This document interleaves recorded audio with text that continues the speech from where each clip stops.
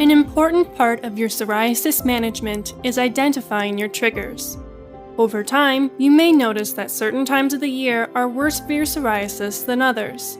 It's important to be aware of seasonal changes if you have psoriasis because it's important to stay ahead of it. If you know that you're going to flare in the winter, it's better to have all of your creams ready, know when you're going to have a flare so that you can pre-treat the area so that the flares don't get quite as bad.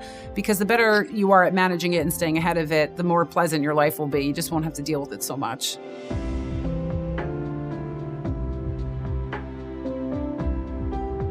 So the typical triggers for psoriasis during winter are lack of sun, stress, alcohol during the holidays. Alcohol will make you flare. And typically after New Year's, people will come in and they say that they're getting worse. But yeah, generally it's a combination of those three things. But the biggest thing probably being stress and lack of sunlight.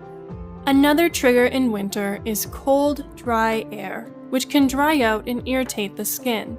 As the weather warms up and gets more humid, you might see improvement in your psoriasis. Psoriasis tends to improve in the summer. Usually that's because people are getting a lot of sunlight, and sunlight has UVB light in it, which is a natural anti-inflammatory for this condition. The one flare that tends to happen during summer is when people have a lot of alcohol because they're having fun, and alcohol is a known inducer of flares in psoriasis.